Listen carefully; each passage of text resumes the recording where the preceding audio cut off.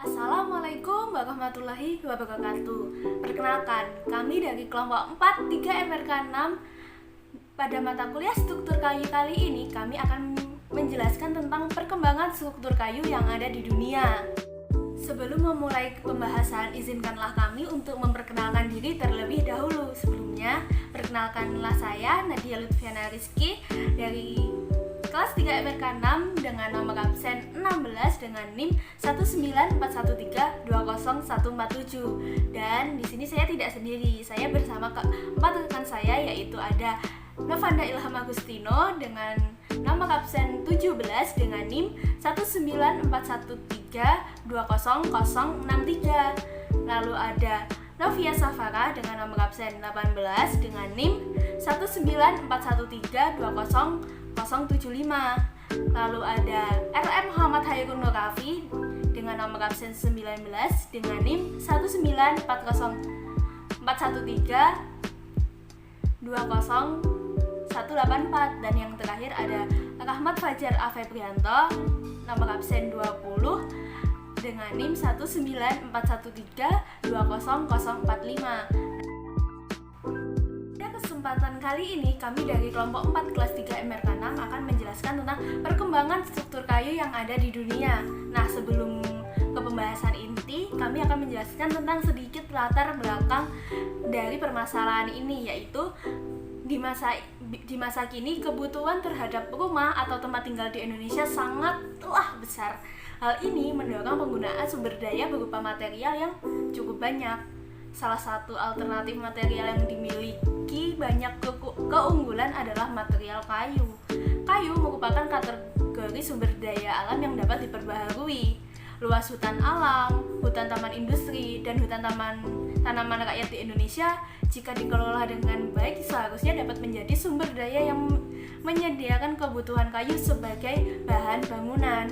Kayu digunakan menjadi elemen struktural, dapat berupa kayu solid maupun kayu rekayasa atau engineer. Kayu rekayasa seperti glulam, cross laminate timber, dan lainnya dibuat untuk memenuhi kekuatan dan dimensi kayu yang besar, selain green dan sustainable. Kayu mempunyai rasio kekuatan atau massa yang lebih besar daripada material beton dan baja. Teknologi tepat guna dengan rumah kayu kurang diterapkan di Indonesia dalam upaya pengurangan resiko bencana gempa. Kurangnya perhatian dari pihak berwenang di Indonesia terlihat dari terbitnya SNI 7973 tahun 2013 tentang spesifikasi desain untuk konstruksi kayu setelah 52 tahun menggantikan peraturan konstruksi kayu Indonesia pada tahun 1961. Adapun latar belakang selanjutnya, yaitu salah satu yang perlu diperhatikan terkait penggunaan material kayu adalah penggunaan kayu rekayasa. Engineer wood atau kayu rekayasa telah sangat maju dan bahkan banyak digunakan di negara-negara maju seperti Kanada, Australia, New Zealand, Amerika Serikat, bahkan negara-negara di Eropa. Bangunan bertingkat sampai dengan 10 lantai sudah menjadi hal yang umum di beberapa negara tersebut. Sistem struktur juga mengalami pergeseran dari rangka dengan balok dan kolom menjadi panel sistem. Masalah ketahanan terhadap rayap, jamur, ataupun ketahanan terhadap kebakaran telah banyak diatasi dengan penelitian yang ada. Serangkaian penelitian telah dilakukan dan dipresentasikan secara singkat dalam seminar, mulai dari sifat mekanik dan sifat material, elemen struktur rekayasa, sambungan, dan juga analisis dan simulasi dengan berbagai macam software. Penelitian sifat fisik dan mekanik dilakukan terhadap 25 jenis kayu hardwood atau kayu berdaun lebar yang ada di Indonesia. Dilakukan juga penelitian untuk kuat tumpu baut, glulam, dan cross laminate timber untuk lantai, balok, kolom, dinding geser, kayu, dan juga sambungan. pada kali ini perkembangan struktur kayu kita dibagi menjadi 4, yaitu ada perkembangan struktur kayu di Amerika Utara, lalu perkembangan struktur kayu di Amerika Serikat, lalu perkembangan struktur kayu di Australia, dan perkembangan struktur kayu di Eropa. Nah, untuk penjelasan lebih lanjut, yuk kita lihat teman kita Novan. Silahkan Novan. Perkembangan struktur kayu di Amerika Utara.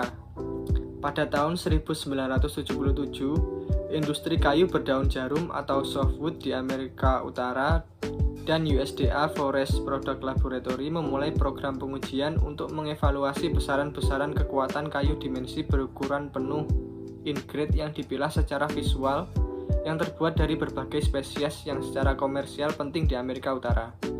Program pengujian tersebut yang dilakukan pada periode 8 tahun meliputi pengujian destruktif pada lebih dari 70.000 potong kayu dari 33 spesies atau kelompok spesies.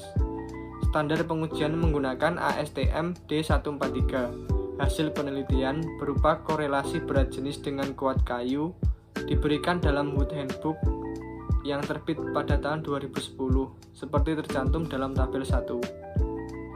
Tabel 1. Korelasi berat jenis dengan kuat kayu yang ada pada buku Wood Handbook yang terbit pada tahun 2010. Perkembangan struktur kayu paling pesat di dunia. Konstruksi bangunan di awal era kayu kolonial menggunakan kayu lokal seperti kayu cedar putih dan merah. Penggunaan unsur dekorasi masih sederhana. Kemudian penggunaan cerobong asap sangat modis sekitar tahun 1600 sampai 1815. Gaya Georgia muncul selama abad ke-18 dan arsitektur Palladian memegang kolonial Williamsburg di koloni Virginia. Istana gubernur dibangun pada 1806 sampai 1820. Hal ini dibuat dengan bahan-bahan yang ditemukan di Tidewater, koloni Mid-Atlantic, yaitu bata merah, kayu dicat putih, dan batu tulis biru digunakan untuk atap. Gaya ini digunakan untuk membangun perumahan pemilik perkebunan makmur dan pedagang kaya. Di slide berikutnya kita bisa melihat contoh gambar dari perkembangan struktur kayu di Amerika Serikat. Yang ada pada gambar pertama yaitu rumah Harlow Old Fort. Kemudian pada gambar kedua kita bisa melihat Spanyol, Meksiko Alta California, Ranchos, dan pelopor Amerika awal menggunakan tanah liat yang tersedia untuk membuat batako dan batang pohon hutan untuk balok. Genteng buatan lokal diproduksi oleh orang Mission Indian. Kemudian gambar ketiga, bangunan kayu modern pada saat ini banyak dijumpai di California, termasuk rumah tinggal bertingkat tahan gempa. Sebagian besar bangunan itu permanen. Hal ini didukung dengan adanya pembelian rumah sistem kredit sampai jangka waktu 30 tahun. Oke, kelanjutan dari perkembangan struktur kayu di Amerika Serikat, di mana bangunan rumah kayu di Amerika Serikat itu sudah memenuhi syarat rumah tahan gempa atau bangunan tahan gempa, di mana dengan adanya shear wall yang berperan membantu struktur bangunan gedung. Hal ini adalah beban gempa yang merambat melalui tanah. Konsep dinding geser di Indonesia banyak diterapkan pada bangunan tinggi beton bertulang.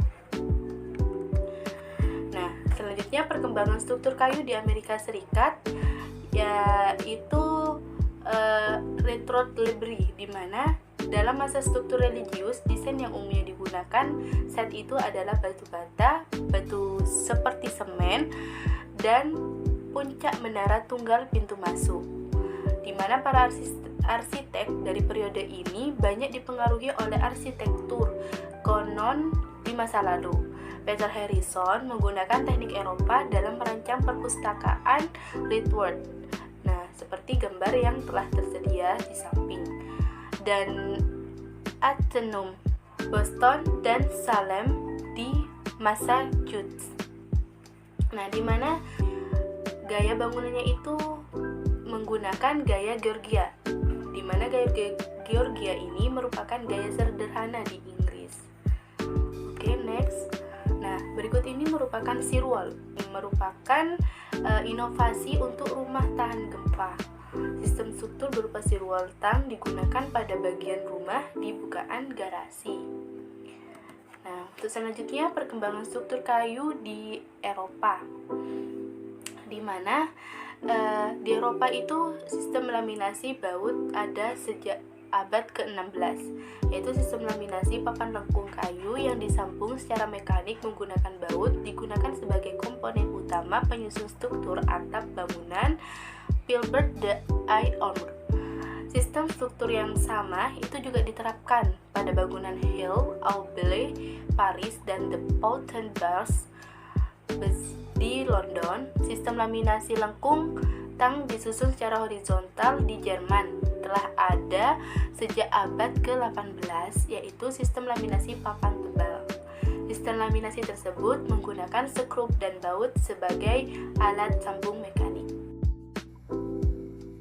Selanjutnya, saya akan menjelaskan tentang perkembangan struktur kayu di Eropa. Ini adalah slide lanjutan dari slide sebelumnya. Yang A. Philibert de Ombre, B. Halle Auble. Pada tahun 1819, Kolonel A.R. Emy membangun sistem struktur atap suatu bangunan sekolah yang menggunakan kayu lengkung multilamina. Selanjutnya, perkembangan dan struktur kayu di Australia. Berbicara tentang perkembangan kayu struktur di Australia, sistem laminasi kayu sebagai komponen elemen struktur di daerah Australia Selatan ada sejak awal abad ke-18, yaitu bangunan jembatan lengkung kayu dan bangunan konvensional. Dengan sistem susunan laminasi secara horizontal, sistem struktur ini terinspirasi oleh sistem struktur Green Osborne dan Wellington dan Viaduct di Inggris. Seperti ada di slide, itu adalah contoh gambar dari jembatan De Onkaparinga yang ada di Australia. Selanjutnya, perkembangan kayu rekayasa. Kayu rekayasa dikembangkan untuk mengakomodasi beberapa kebutuhan terkait ukuran dan dimensi penampang suatu komponen struktur dan panjang bentang komponen struktur yang diperlukan. Peluang yang digunakan adalah manfaat kayu cepat tumbuh dengan masa panen yang relatif lebih singkat untuk dijadikan kayu rekayasa. Umumnya, kayu cepat tumbuh memiliki properti sifat mekanika yang tidak sama seperti kayu kelas 1. Yang pertama adalah Oriented Strand Board atau biasa disebut dengan OSB. Dia berasal dari Amerika, ditemukan atau berasal dari Amerika Selatan dan Kanada pada tahun 1960-an dan 1980-an. Jadi OSB ini adalah bahan material struktural dan salah satu produk panel kayu yang dirancang untuk mengganti kayu lapis. Dan OSB juga digunakan untuk atap, dinding, pelapis lantai pada bangunan gedung tidak bertingkat dan bertingkat rendah. Perkembangan kayu rekayasa yang kedua yaitu Laminated Vinyl Lumber atau LVL, Polywood, LVL, dan kayu lapis lainnya diproduksi dari lembaran lapisan kayu. Polywood adalah panel kayu datar yang dibuat dari lembaran vinyl. Keunggulan LVL adalah kadar air yang kurang dari 14% sehingga siap digunakan tanpa pengeringan lagi. LVL adalah kayu olahan atau engineered wood olahan, produk yang menggunakan beberapa lapisan kayu yang dirakit dengan perekat sebagai bahan komponen struktural bangunan pengganti kayu gergajian dengan kualitas bahan yang lebih tinggi.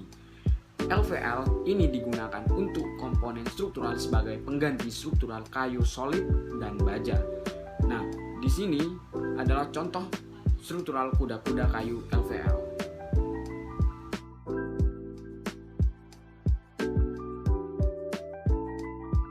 Yang ketiga, cross laminated timber atau CLT.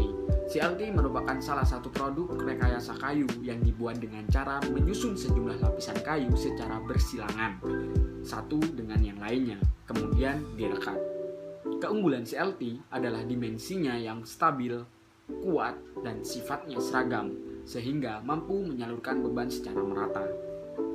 Penggunaan kayu rekayasa CLT untuk struktur atap bangunan dengan bentang lebar yaitu sebagai monobeam, seperti gambar di samping.